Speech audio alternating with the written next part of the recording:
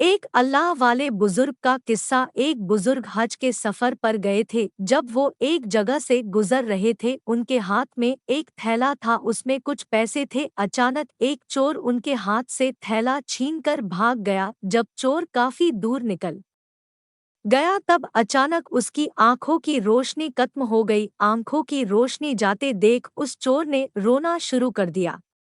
जब लोगों ने चोर से पूछा, भाई क्या हुआ, तो वो कहने लगा, मैंने एक आदमी का थैला छीना है।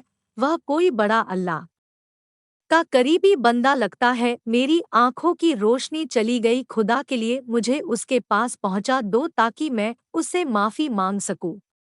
जब लोगों ने पूछा कि यह किस्सा कहाँ पेश आया, तो कहने लगा, फला नाई की दुकान के करीब पेश आया। लोग उसको उस दुकान पर ले गए और नाई से पूछा कि इस तरह का कोई आदमी यहाँ से गुजरा है, आप उसे जानते हो? उसने कहा, मुझे उसका घर तो पता नहीं, हाँ मगर नमाज के लिए वह आते जाते रहते हैं, अगली नमाज के लिए फिर आएंगे।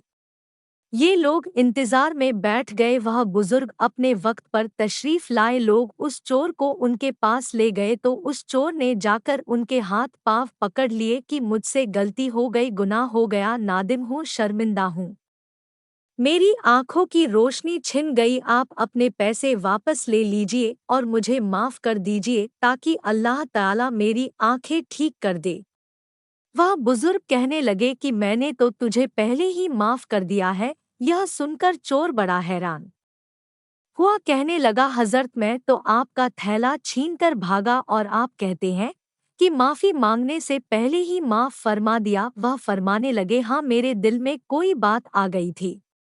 फरमाने लगे, मैंने एक हदीस पढ़ी जिसमें नबी अकरम ने फरमाया कि कयामत के दिन जब मेरी उम्मत का हिसाब पेश किया जाएगा तो मैं उस वक्त तक मीज़ान के करीब रहूंगा जब तक मेरे आखिरी उम्मती का फैसला नहीं हो जाता। मेरे दिल में यह बात आई कि अगर मैंने इस चोर को रोक माफ नहीं किया तो कयामत के दिन यह मुकदमा पेश होगा और जितनी देर मेरे मुकदमे का फैसला होने में लगेगी, अल्लाह के नबी अलैहिस्सलाम को उतनी देर जन्नत से बाहर रहना पड़ेगा।